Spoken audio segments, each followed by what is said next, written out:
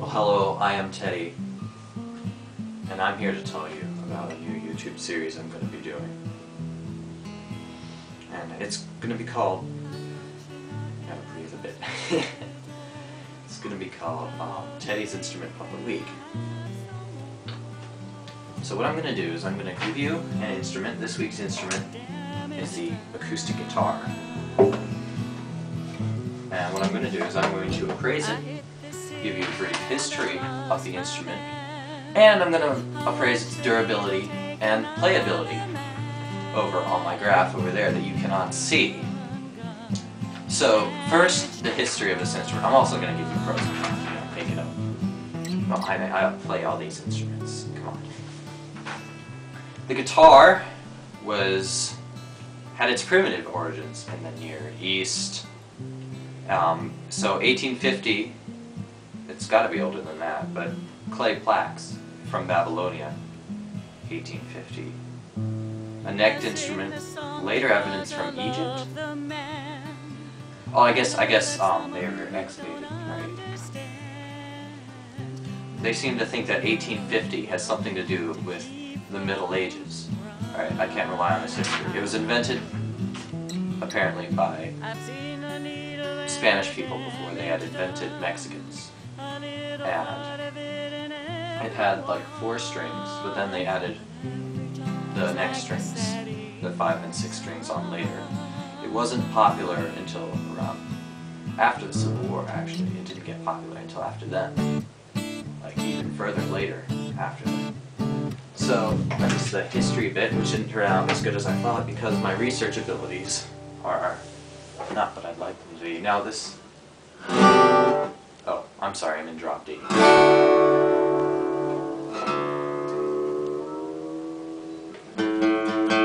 Now, acoustic guitar can play in a variety of different tunings without having any problems whatsoever. I mean, it'll all sound good.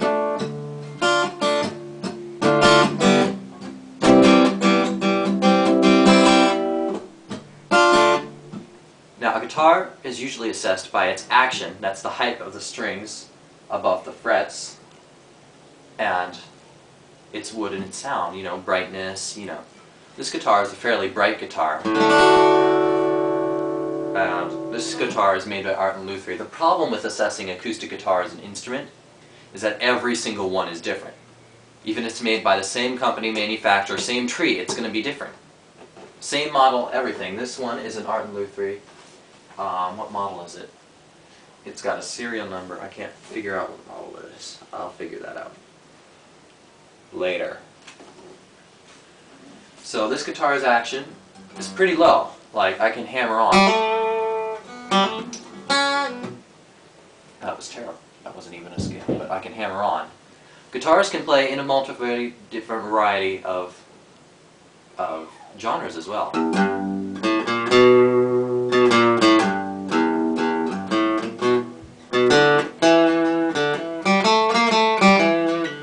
You can do blues, you can do rock and roll. You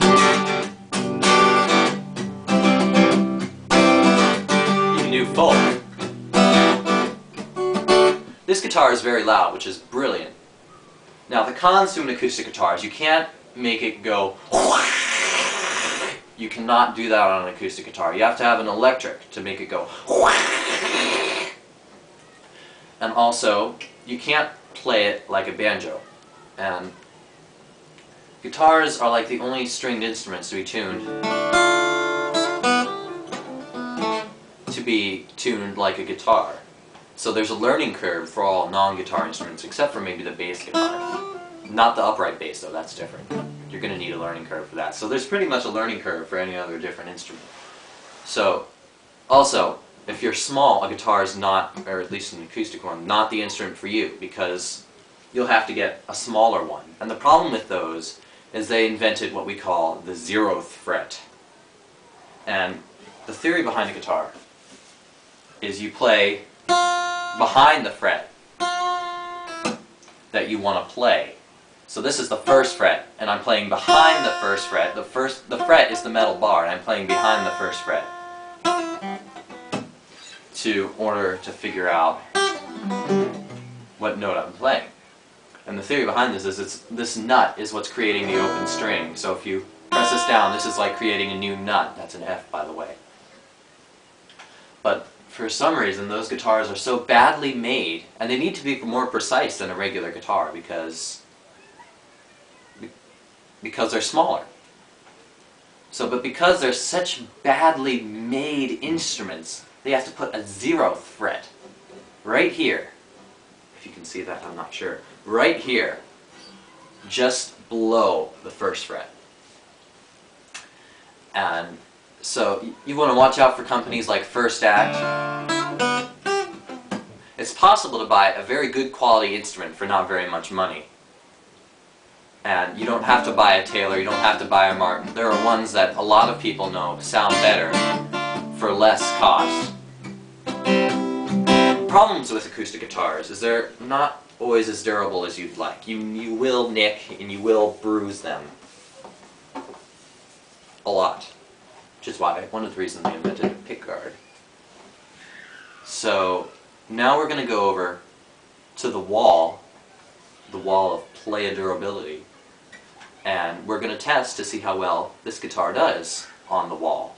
And this being the first episode of Instruments with Teddy.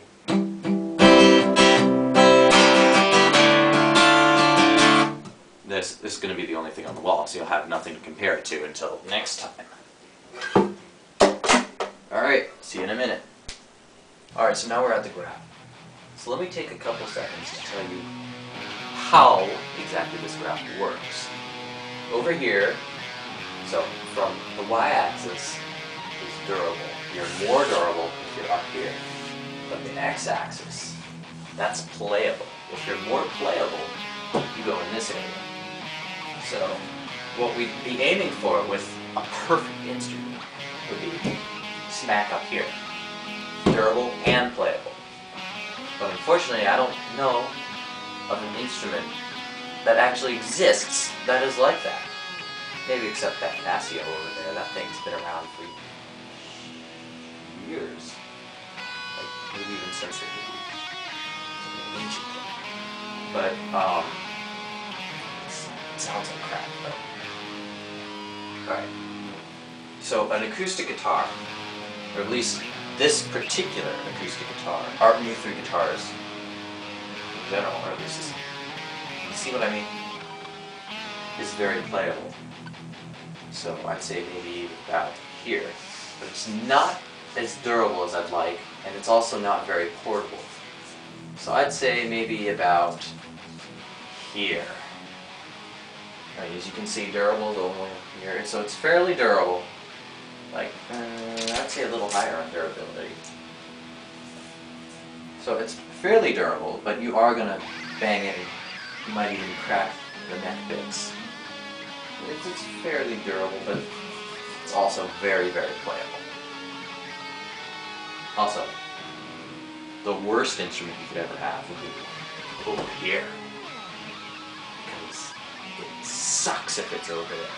Terrible, terrible, terrible instrument.